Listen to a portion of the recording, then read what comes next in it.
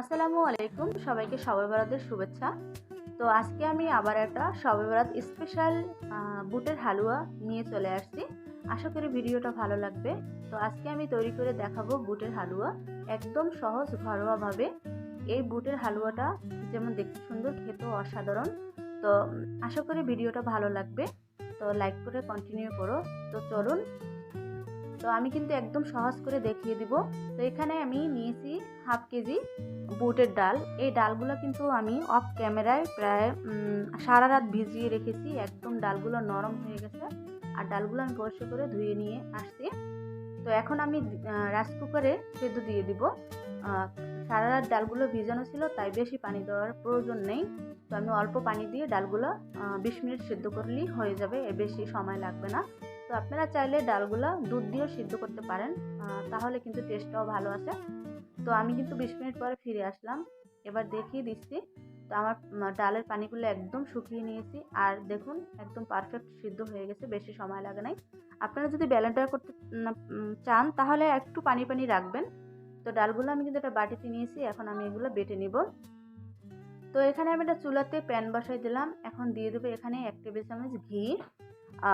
ঘিটা দিলে কিন্তু একটা পারফেক্ট মানে ফ্লেভার সুন্দর আসে, স্বাদ আসে, মানে খেতে খুবই ভালো লাগে। তো এখানে আমি দিয়ে দিলাম একটা তেজপাতা মাঝখান দিয়ে ছিঁড়ে দিয়ে দিলাম, 3টা এলাচ, 3টা দারুচিনি। তো এগুলো একটু ভালো করে ভেজে সুন্দর একটা স্মেল আসছে। তো এখন দিয়ে দেবো আমি বেটে রাখা বুটের ডালগুলো। আমি কিন্তু বেটে নিয়েছি অফ ক্যামেরা।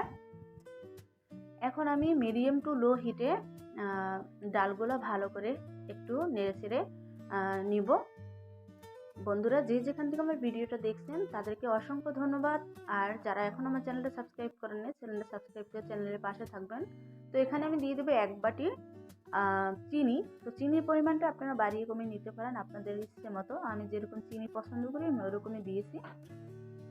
তবে হালুয়াতে যদি একটু চিনি মানে মিষ্টিটা হয়, কিন্তু একটু খেতে ভালো লাগে।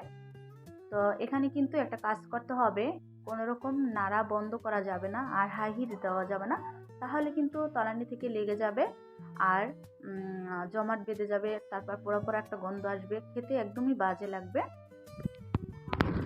আর এই হালুয়াটা সবচেয়ে যত হালুয়া আছে তার ভিতরে বেস্ট হালুয়া হয়েছে বুটের হালুয়া।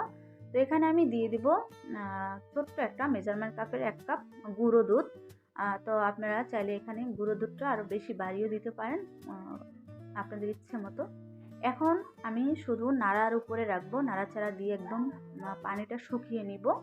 দেখুন আমার কিন্তু ডালের পানিটা অলরেডি কিন্তু শুকিয়ে গেছে। তো এখানে আমি দিয়ে দেবো 1 টেবিল চামচ ঘি। তো ঘিটা দিয়েও আমি ভালো করে নেড়ে নিব। আমি কিন্তু একেবারে পারলে দিতে পারতাম ঘিটা, কিন্তু আমি 2 বারে দিয়েছি। কেন জানেন? মানে একটা সুন্দর একটা ফ্লেভার আসবে, খেতে ভালো লাগবে তাই।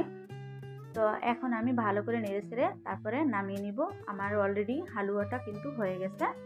তো বন্ধুরা, আমার যারা এখন আমার চ্যানেলটা সাবস্ক্রাইব করেনি, সাবস্ক্রাইব করবেন, শেয়ার করবেন যদি ভিডিওটা ভালো লাগে। এই যে আমি দেখুন একটা ছোট্ট ট্রের ভিতরে রেখেছি। এখন আমি সুন্দর করে একদম কি বলবো, একটা বক্সের মতো করে নিয়েছি। আর উপর থেকে এখন দিয়ে দিলাম আমি পেস্তা বাদাম, কাজু বাদাম আর হলো কিশমিশ। এগুলো দিলে কিন্তু আরও ভালো লাগে। তো আমি এগুলো কিশমিশগুলো ভালো করে একটু বসিয়ে দিলাম যে না পড়ে যায় হাত দিয়ে। তারপরে দেখুন। তো আশা করি আপনাদের কাছে আমার ভিডিওটা ভালো লাগছে।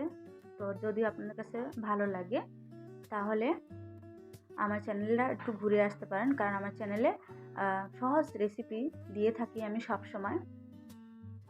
তো এখন আমি একটা ছুরির সাহায্যে তারপরে আমার ইচ্ছে মতো আমি ডিজাইন করে নিব। আপনাদের চাইলেও আপনারা ইচ্ছে মতো ডিজাইন করতে পারেন, কোনো অসুবিধা নাই। তো যেহেতু শবে বরাত, আপনারা বাসায় এই হালুয়াটা ট্রাই করতে পারেন।